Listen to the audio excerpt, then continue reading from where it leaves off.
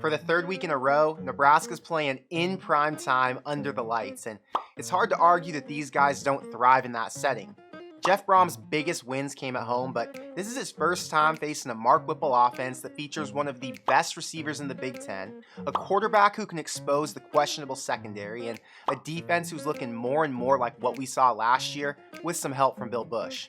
This game means a lot to Nebraska, but for Purdue, this one's everything. The sellout crowd, first place in the division on the line, their NFL QB's final season, and a chance to show the world they're not the Big Ten West doormat they used to be. We've seen this movie before, and with all that pressure comes anxiety that great teams power through and average ones usually fold over. So today, I'm breaking down what a win means for both of these teams. I'll give you a full game preview and my prediction, and I'm going to give you my thoughts on IGC hitting the transfer portal. But what's up, guys? I'm Connor Hayden, and this is Corn Crazed. If you're a fan of Nebraska or the Big Ten, or you just enjoy the videos I make, hit the subscribe button so you don't miss any of the videos I drop. And if you think Nebraska has a chance to win this game, hit the like button now to help us get to our goal of 1,000. But now, let's get into it. Yet across midfield. Touchdown, Nebraska! Omar Manning! Yesterday, receiver Isaiah Garcia Castaneda announced that he was entering the transfer portal, and we've been hearing rumors that this could happen all week, so I wasn't too surprised, but I've gotten a few messages asking for my thoughts on the situation. In August, I predicted he'd be the number 2 receiver on offense in my preseason hot takes, and a couple of days ago, I dropped a hot take reaction video / midseason update, so if you haven't gotten a chance to check that one out yet, you can click the link in the top right corner to watch that next. But if you were subscribed last November, I dropped a breakdown of the top guys in the portal who I thought the staff needed to go after, and IGC was one of them. He was impressive in his interviews when he first got here, and even though he missed some time with an injury over the offseason, he still showed up huge in that Northwestern game. In the first 4, he was targeted 10 times, and he had 5 catches with only 1 drop. He did fumble once in garbage time against OU, but that Northwestern fumble was a totally blown call that stood since replay couldn't clearly see his knee was down, but we all know the truth there, and that would have led to another score on that drive, so I don't hold it against him. IGC averaged 24 yards a catch, but never got used much after that big week 0. So my opinion here is that Nebraska messed up. He wanted to be a bigger piece of the offense, and if we want to argue about which receivers should be ahead of him, that doesn't really matter. He was a big play machine who should have gotten more opportunity. But those are my thoughts, and hopefully things work out better for him at his new school. Just wish he would have worked out here. Before we get into this preview, we got to talk about the history between these two schools and what a win this week means, because even though it's not a rivalry, there's definitely some bad blood here since it's a battle every season. Nebraska's 5-4 against Purdue since they joined the Big Ten, but things changed once Jeff Brom took over. Mike Riley's team held on to win by 1 in 2017, but after Frost came in, he was only able to beat Purdue once out of 4 tries, and the good news is that the one win was on the road.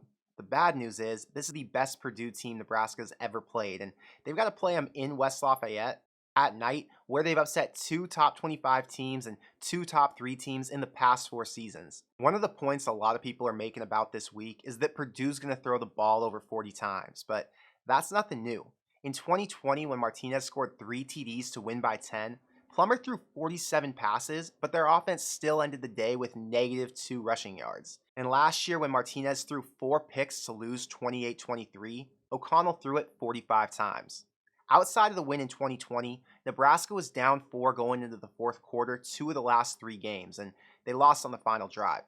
This might be the first time they're playing when Big Ten championship hopes are still alive, but even in years when this game means nothing, it's still a dogfight.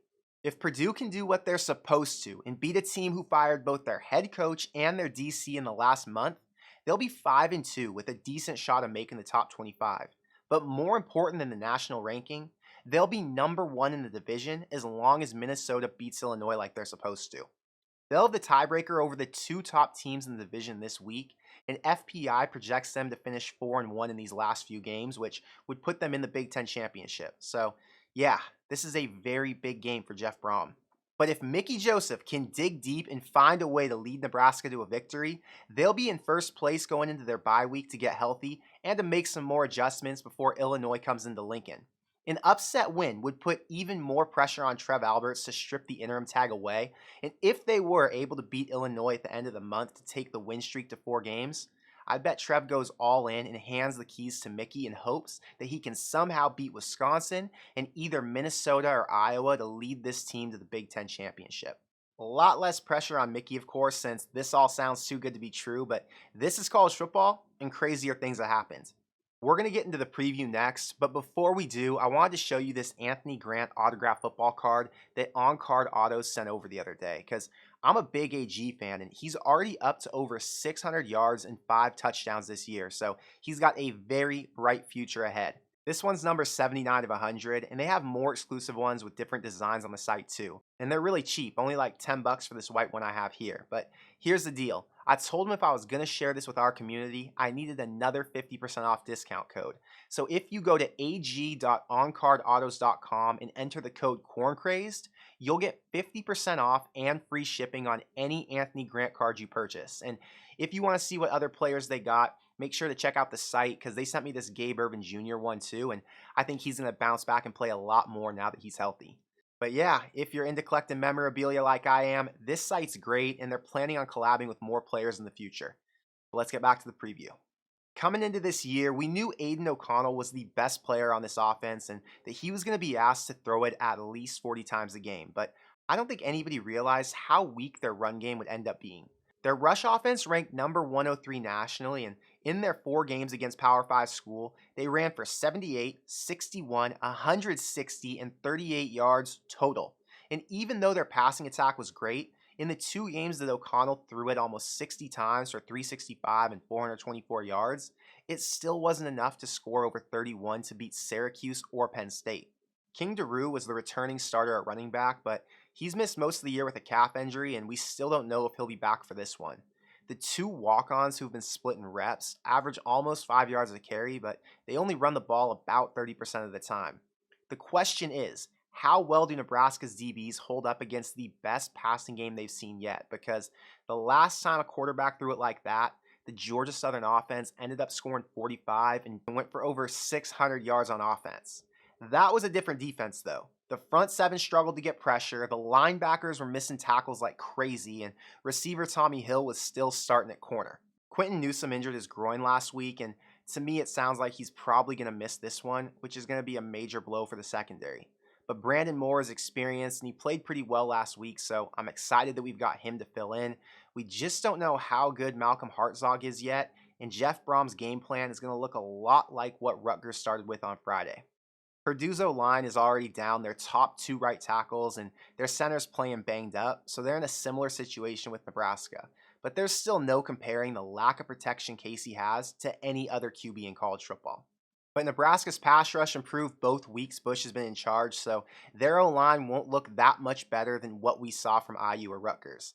In their last game against Maryland, they gave up 5 sacks, and in the other 2 Big Ten games when healthy, they gave up 4 total.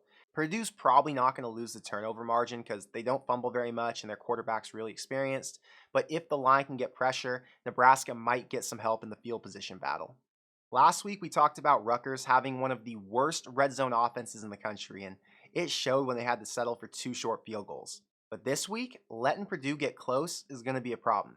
They're ranked 8th nationally in red zone offense, and out of 25 tries, they've scored 21 touchdowns and only settled for field goals 3 times. We still don't know the injury status for Luke Reimer, and he's a major cog in Bush's new wheel, so if he doesn't play as many snaps, I'm hoping the other guys can pick it up because Luke was the highest graded linebacker in the country last week, and that's the type of production this D needs to beat a strong offense like Purdue has. Flipping over to their defense, who ranks 28th nationally, but still gives up 26 points a game to Power 5 schools. Nebraska's going to struggle to run the ball, 1 because the O-line issues, but 2 because the run D for Purdue is ranked about as high as Rutgers is.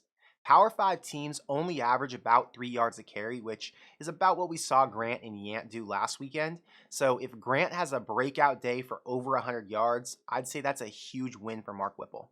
In their 3 Big Ten games, Penn State had the most rushing yards with 98, but the quarterbacks in those 3 games averaged 294 yards passing. And outside of Tanner Morgan, who relies a ton on Mo Ibrahim, who was injured that day, the touchdown to interception ratio on Purdue's D was 7-2. Braum wants Whipple to try to run the ball, but he's going to be forced into a Big 12 style shootout since Purdue's best players line up in the box. And Purdue's given up 13 yards of completion, so if Casey can hit anybody, Vokalek, Palmer, Washington, maybe even Hill this week, they're going to have plenty of chances to make plays in space. The biggest fear in most of our heads is that the O-line won't hold up in pass pro, and Casey's going to get too beat up to finish off a season. But with the game they had last week, I have a feeling Whipple's going to come up with something to help out a little bit. Maybe some quick slants so Casey can release it before he's got hands in his face, or maybe some screen plays to keep the line on their heels a little bit. I'm not an offensive mastermind with 40 years of experience, so I don't know. I'm just hoping he has a trick or two up his sleeve. Rutgers has the absolute worst red zone D in the country, and they gave up 2 out of 3 scores in the red zone once Thompson got in position. But Purdue's much better here, and they rank 14th nationally, so hopefully Palmer can find himself outrunning some of those DBs for some long scores. But now that we know their offense is going to throw it a ton and the D has some weaknesses, let's talk about this point spread. The game opened at Purdue -11, which is the same spread as Oklahoma when they were ranked number 6 and Frost had just gotten fired. Then it moved all the way up to Purdue -14 because the public started putting all their money on the favorite to cover at home. I know the O-line's a mess and 2 starters on defense might not play, but this one always has a rivalry feel to it, and even in a down year, I'd expect it to be closer than 2 touchdowns. A 14-point spread with the total set to 56 means Purdue would win something like 35-21, and even though 35 for Purdue feels like a pretty safe bet, I think 21's too low for Nebraska. The line can't play any worse than last week, and after that mess, I feel even better about this team fighting through adversity. I'm going to give you my prediction, but let's start by seeing what you guys think. I dropped a poll this morning to get your take on +14, and 73% of subscribers are riding with Nebraska and the points. So I decided to throw a bet in on Brothrow for Nebraska to cover, and I saw a few other members in our community did the same thing. And if you haven't heard yet, Brothrow is the official sponsor for our show, and you can join our group by signing up at brothrow.com/GBR as long as you're over 18 and you have a PayPal, Venmo, Cash App, or one of the other payment options that the site accepts. Brothrow is a sports betting platform that allows players on the site to bet against each other, so there's no vig, you pay your losses and collect your winnings within 24 hours, and it's legal in every U.S. state. You can make bets for as low as $1, so you can have fun playing without worrying about losing all your money. But if you do join us, let me know in our group chat what other games you're taking this week.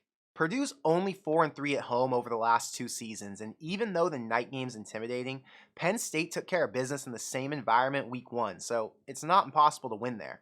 They beat an FCS school, a 2-4 FAU team by 2 points, a crippled Minnesota team who was missing their best player, and they beat what looks like an 8-win Maryland team last week in the final minutes. This is one of Braum's best teams in the last 6 years, but missing a couple guys in the O-line and losing one of their most experienced safeties who has 2 interceptions and ranks 4th on the team in tackles is going to be a problem against a strong pass rush and one of the best deep threat receivers in the Big Ten. Nebraska has their own issues, but based on what Whipple said in the presser today about being unprepared last week, having a bad game as a coach, and having an offense who was still able to overcome that adversity, tells me there's enough left in the tank to give Purdue some problems. And I'm not predicting a win because there are some key missing pieces up front, and if Casey gets pulled out, I'm not confident the backups are ready to win in such a hostile environment.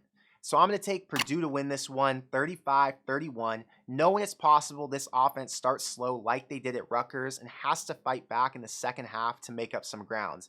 I think we'll get to see a fight all the way into the 4th quarter, and it could come down to forcing a turnover to win in the final minutes. If the O-line can play better, I like Nebraska's chances more, but until I see signs of life, I can't pick them to beat anybody that can score as much as Purdue's able to.